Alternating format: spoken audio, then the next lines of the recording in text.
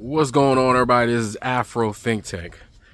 Today, I want to inform the farmers of America that Donald Trump has given $20 billion to Argentina to bail them out because they come first over you, the farmer, the people that not only feed America but feed the world. Keep that in mind. So when he was running and he said America first, and you guys fell for it, and you voted for him because you assumed that he was gonna, take care of you before anybody else, and he spouted all that rhetoric, got you guys amped up thinking, yeah, finally, a president that's gonna take care of Americans.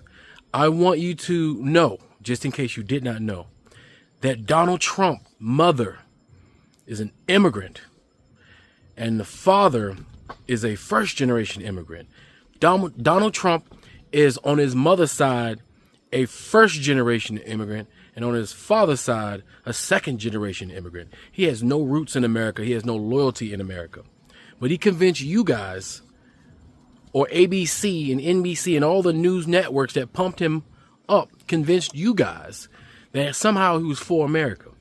But I want you guys to pay attention that he is bailing everybody else out except for you, the American farmer. And you guys voted for Donald Trump 3 times. 3. Okay? Take this in consideration. He doesn't care about you. And even if he tries to pander to you somehow to give you some sort of small little bailout, you guys don't even have a market because you destroyed that market. Even if he gave you some sort of small little bailout, right? You would have nowhere to sell your crops. You would have nowhere to sell your products because of his bad business practices, because you voted for him because you said he's a businessman. You failed to realize he's a terrible businessman. Has always been a terrible businessman. But you guys voted for him anyway. I'm going to give you guys the smallest benefit of the doubt. And I'm going to allow you to think that you voted for Donald Trump because you thought he was more qualified, which in by itself makes me question your level of education. Maybe all you've done your entire life is farm if you never pursued higher education. But I want you to know that if you made the stupidest decision 3 times that you can possibly make in this political world, okay? Now you have to suffer for it. But I know you guys never thought that you would suffer to this level. Now you're suffering, just so I can remind you, you're suffering the same way African American farmers have been suffering the entire existence of the agricultural business of America.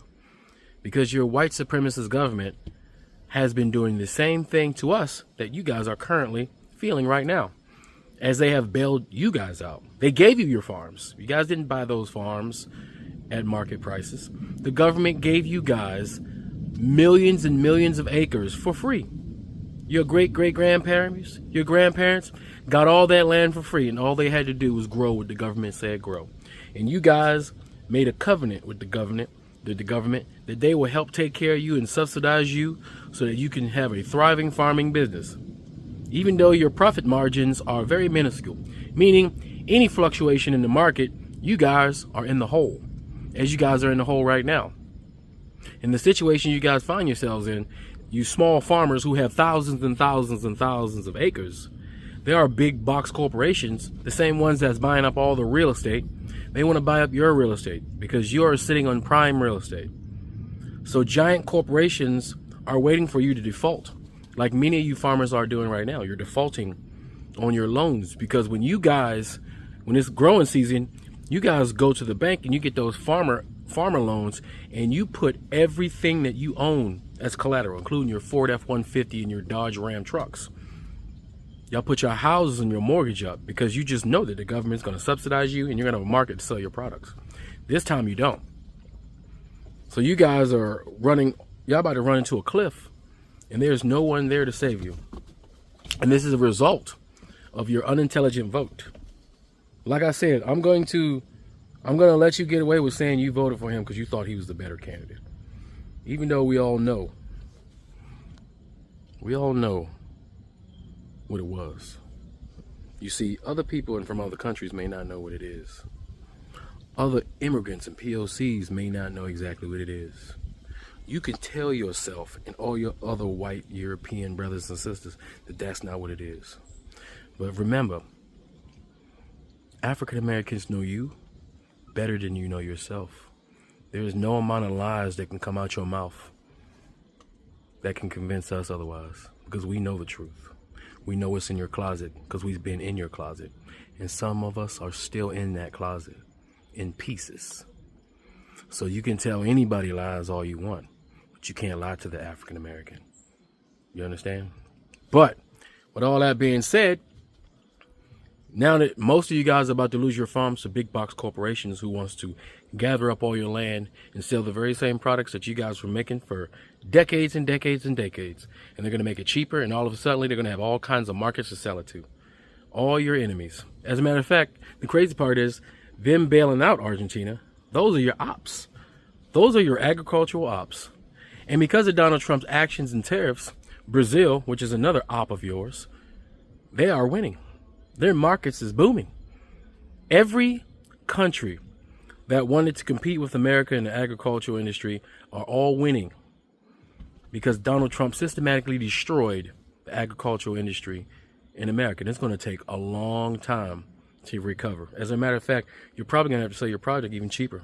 You guys been selling your products cheaper and cheaper by the acre over the last several years anyway. Now you're going to have to sell it dirt cheap just to get back in there, just to get in good graces with all these corporations and all these companies that already made different arrangements. You understand? These countries are not begging for America's agricultural goods. You see, America's only 5% of the world's population. There are other countries that have bigger populations, that have bigger capacities to grow the same crops that we were growing. They just needed an opportunity, and Donald Trump gave them an opportunity. But always remember, the guy you voted for three times, even though he screwed you over the first time, so you guys didn't learn your lesson the first go around. You didn't learn your lesson the first go around when he screwed you the first time, all right? Because like I said, y'all thought he was a good businessman, right? That's what it was, right? It wasn't nothing else. It's just me and you now. Nobody can hear us. It wasn't nothing else. Are you sure? Okay, I'll let you have it. We can talk about it later. All right, we can talk about it later. But just know that Argentina is more important than you. Brazil is more important than you. Israel is more important than you. Saudi Arabia is more important than you. Qatar is more important than you. Russia is more important than you. Everybody is more important than you. Remember that. Anyway, tell me what you guys think about this in the comment section. It's Afro Think Tank. Learn something, teach something. I'm out.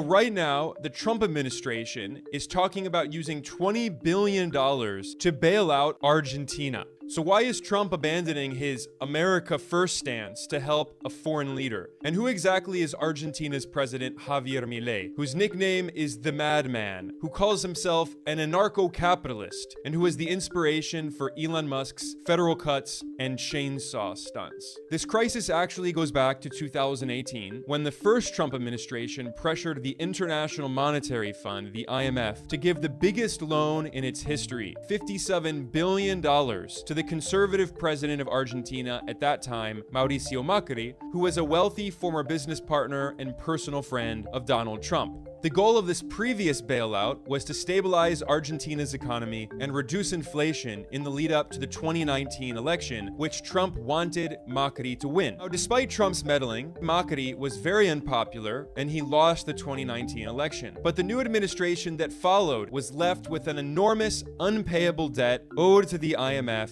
and then the pandemic hit, causing an economic crisis. This is where Javier Milei came in. He exploited that economic crisis and won the next election on a false promise to solve all of Argentina's economic problems by simply gutting government spending. Milei abolished over half of the government's ministries. He laid off huge numbers of government workers, slashed public sector salaries and benefits, cut pensions, and privatized state-owned enterprises. When workers and elderly retirees protested in the street, the libertarian president dispatched the police to violently repress them. All of this resulted in rampant poverty and hunger. Official government statistics published in 2024 found that 53% of Argentina's population was living in poverty. Real wages plummeted immediately after Milei took power at the end of 2023 because he devalued the currency, causing inflation to rise much faster than wages. Under Milei, Argentina has become the single most expensive country in Latin America. 28% of people in the country are now suffering from food insecurity. But despite the growing hunger and poverty, Milei insisted the government should not intervene to provide food and social services because, according to his libertarian worldview, people will simply work harder so they don't die of hunger. Milei's victory in the 2023 election had also led to the inflation of a massive bubble in the Argentine stock market, and that has burst as well. So the Trump administration is stepping in not only to save Milei, but also to bail out rich American elites who invested in risky stocks and bonds in Argentina, all while the Trump administration cuts Medicaid and food stamps at home. U.S. Treasury Secretary Scott Bessent, a billionaire and former hedge fund manager, revealed that the U.S. plans to give $20 billion in a swap line to Argentina's central bank so it has the dollars it needs to pay the debt it owes to wealthy bondholders. Bessent even revealed that the Trump administration is pressuring U.S. companies to, quote, make substantial foreign direct investments in Argentina, quote, in the event of a positive election outcome. In other words, Bessent admitted that the U.S. government is meddling in Argentina's elections, which are coming up in late October. The Trump administration is afraid that Milei and his right-wing allies could lose the election. The Argentine capital, Buenos Aires, already held local elections in early September, and Milei's right-wing party, which is called Liberty Advances, was crushed. Voters overwhelmingly rejected his anti-worker, pro-billionaire agenda. A poll in September found that 61% of people in Argentina say the country is going in the wrong direction under Milei's leadership. Milei has also shown himself to be corrupt. In August, a recording was leaked in which a member of Milei's legal team discussed how a private pharmaceutical company was paying bribes to officials in the Milei administration, including to his sister, Karina.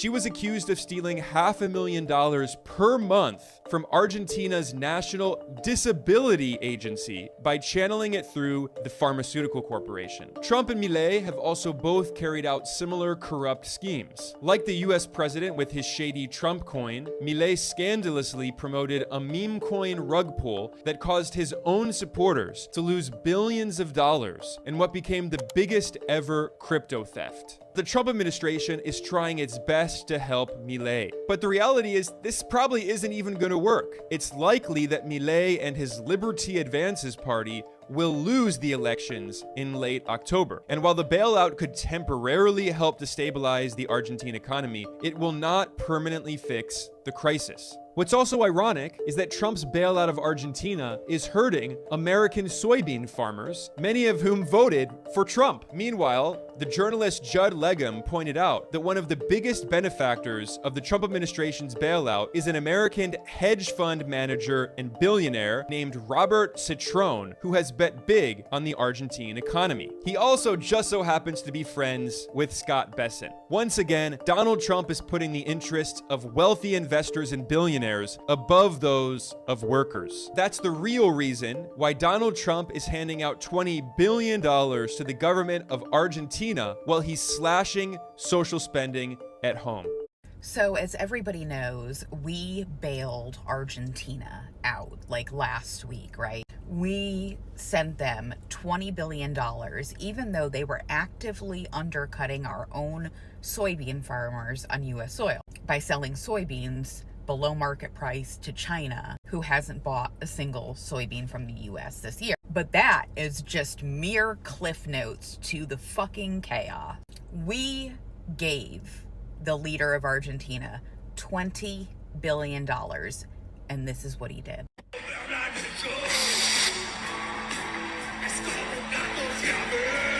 He had a concert for himself.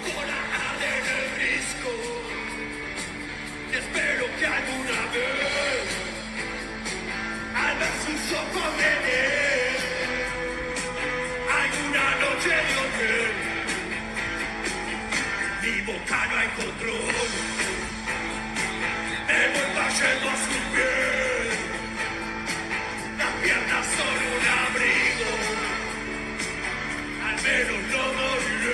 Girl, I don't know about you, but I feel like that was an excellent way for us to spend U.S. taxpayer dollars, right? Right? What? I got nothing. What do you even say to that? Bro threw himself his own concert where he headlined. Where's Doge? I have so many questions. As a farmer, we get up one morning and you give Argentina, which is our second biggest competition in the world. They're the largest exporters of soybean meal in the world. So I get up one morning, I turn the news on, and you give $20 billion of taxpayer money to my competition. And then the Chinese buy, I think the figure is 30 or 40 containers, ships, which is about 65,000 metric tons per ship, which is like 2.2 million bushels. So they buy 12 or 14 billion dollars worth of soybeans from the Argentinians after the tax holiday. And here's the caveat to it. They give $2.30 over the November board, while I'm getting 50 cents under the November board. So that makes the Argentinian soybeans about $12.42 a bushel. I think that's the real figure they gave. So all my premium went. Scott, I just lost you there at the end. You said your premiums go. They all went to Argentina.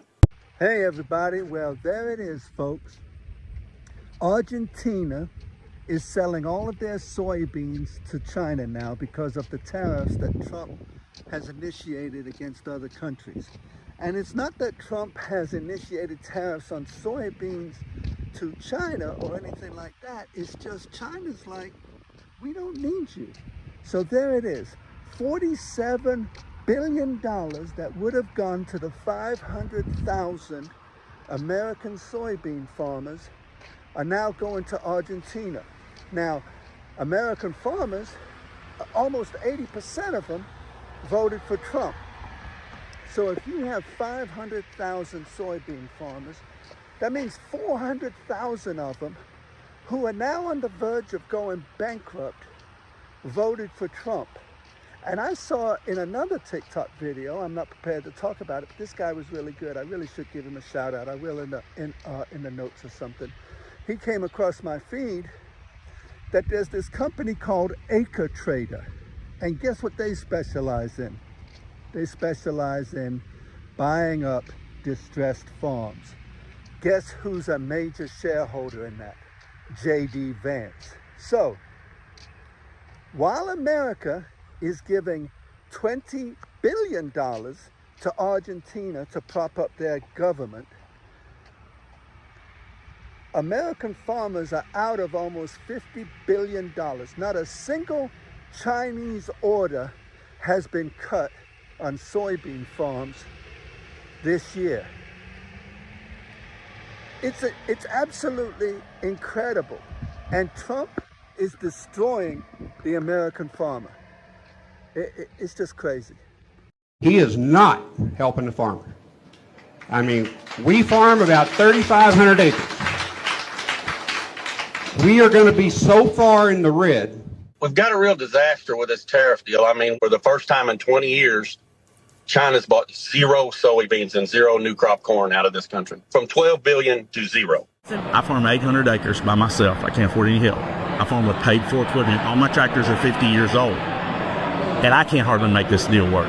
I've never been as worried as I am now about whether or not my kids and grandkids will be able to carry on. 5 of my customers have committed suicide. That's how serious that this is. When are you going to stand up for us instead of kissing his ass for these trade deals? Best case scenario for this year, that we never have to talk about tariffs again. The number of American farmers struggling to stay afloat is on the rise. Family farm bankruptcies last year were up 55% from 2023. And the main culprit for this trend, higher costs. Fertilizer, fungicides, pesticides, seed, all the other things that go into commodities farming, those prices are at an all-time high. And then the price of the commodities themselves are at an all-time low. Will Westmoreland is a farmer and the executive director of the Back 40, an organization that advocates for the revitalization of rural America. The cost of borrowing is another expense that has also increased. The number of farms at risk of defaulting on their loans are at their highest levels since 2020. This as banks are reporting a surge of non-real estate farm loans this year compared to last, while repayment rates are dropping.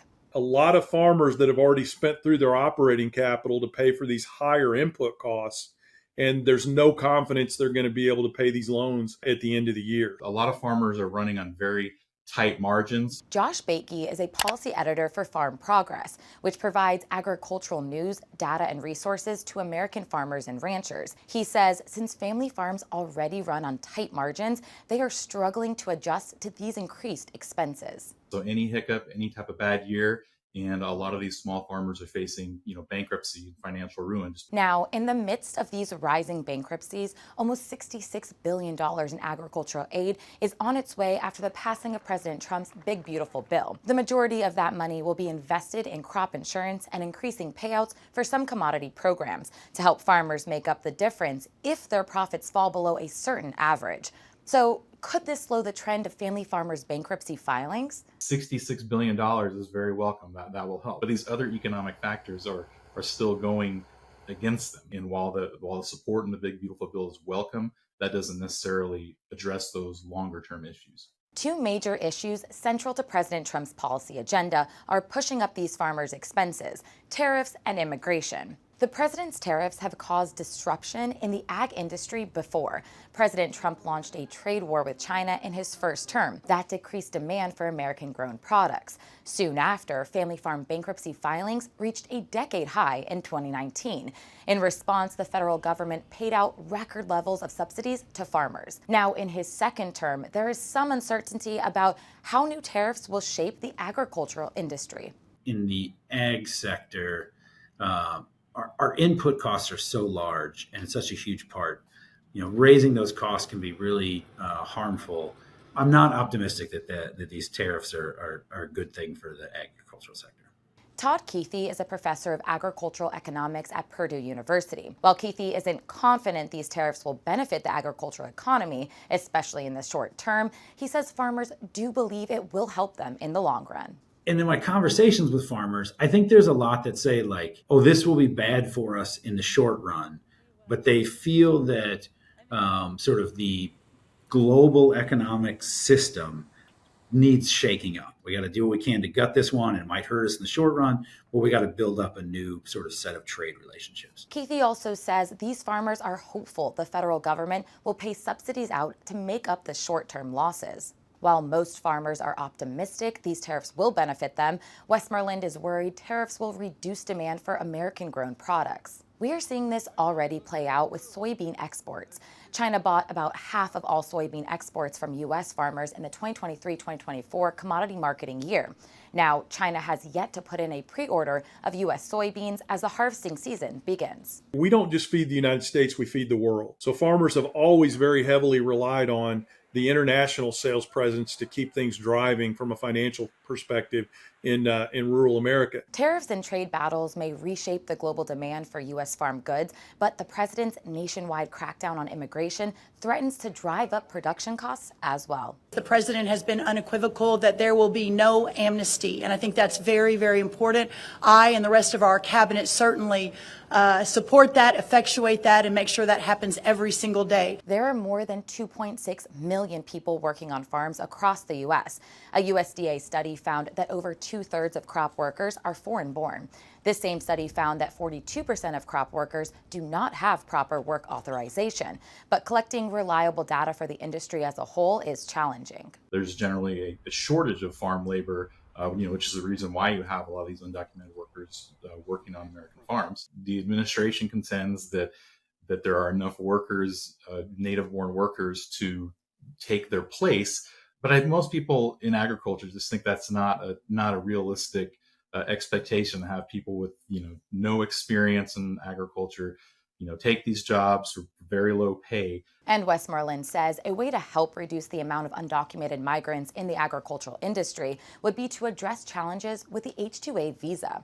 This is the main program farmers use to bring workers into the country. If your choice as a farmer and a worker is, I'm not going to harvest my crops and make a profit, or as a worker, I'm not going to be able to get a job, you just work around that system, and that's led to undocumented immigration. I really believe that this is a direct result of having people in control of agricultural policy that just don't understand agriculture. With so many new challenges facing U.S. agriculture, smaller family farms may continue to fail at higher rates. However, Keithy says farm bankruptcies are relatively rare compared to the size of the overall industry. There are more than 1.8 million farms in America, 96% of which are classified as family farms. The numbers have gone up, correct, but the number that we're dividing by is a very big number. Sometimes those percentage increases will be really high, but the actual number of impacted people will be pretty small. For PBS News, I'm Dima Zain. Trump is also expected to announce billions of dollars in aid for the nation's farmers. Many are in financial crisis despite harvesting one of the largest crops in history. As of June, 55% more filed for bankruptcy compared to the previous year-to-year period. It's an endless cycle that we're caught in right now, and this is all I know. Can't do it any better. Earlier this year, the Trump administration launched its newest round of tariffs. These are taxes that are paid on goods that are imported to the United States. Ultimately, people like you and me are the ones who pay these taxes. That's why the cost of living in this country has continued to go up rather than come down. Part of the problem is these tariffs have been in place for so long that now, here in Iowa, we're getting to harvest season, our farmers are facing a crisis as key export markets that we used to depend on and that our leaders helped to build over decades have essentially vanished. We had a good thing, you stupid son of... That means that as farmers are starting to get their crops into the field, prices for their crops are low, the cost of inputs is sky high and getting higher thanks to the tariffs, and all of us who eat, which is literally all of us, are paying higher prices than ever at the grocery store. Nothing that the Trump administration is doing is actually helping to lower prices. Instead, their latest, greatest idea is to take the tax revenue that you and I all contributed and then use that as a bailout to farmers. The farmers who I talk to here in Iowa aren't happy about this idea. They don't want just another check from the government. They want fair and open markets. They want to be able to compete in a global marketplace. But because of the tariff policy that came out of Washington, D.C., that Republicans like Ashley Hinson were a blind rubber stamp to, they aren't having the opportunity to do that. For the last 50 years, the message from Washington, D.C. has been get big or get out. That's been a message that's come from leaders in both parties, and it's killing our state. It's resulted in rural depopulation, small towns getting smaller, rural communities hollowing out, farmers being stretched further than they thought was possible. We're on the precipice of another farm crisis here in the state, but this one was completely avoidable. The only people who are benefiting here are the billionaire and corporate donors who fund Republican campaigns, not people like you, me, farmers, small businesses. Even most big businesses aren't happy about what's going on. This isn't good for us. It's not good for our country. It's shameful that Ashley Hinson has voted not once but twice to support these tariffs. It's time for real change in Washington, D.C. I'll stand up to anybody who's threatening our state, and I'll work with anybody to try and make sure that Iowa is the best state in the country to live and raise a family. That's why I'm running for the U.S. Senate, and if you want to support our campaign, I hope you visit our campaign website, zachwalls.com. A couple months back, I posted a video asking, what if bankrupting small family farms wasn't an accident? What if the point of having horrible, horrible trade policies was to force them to sell out to corporate farms? Well, I just stumbled across a video where rural Wisconsin farmers were being interviewed. What would you say is the biggest issue facing your community? Right now, it's basically all of our small town farmers getting pushed out for bigger corporations. I'm not saying I was right, but when you vote for a political system that rewards the rich at the expense of the working class, this is what happens. Free Sudan! Boycott diamonds and gold! Free Sudan! Boycott diamonds and gold! We most definitely cannot forget about the people of Sudan. Thanks for watching Afro Think Tank. Don't forget to like, share, and subscribe. And follow me on Substack and Patreon for more content. Remember, it's Pan-Africanism or nothing.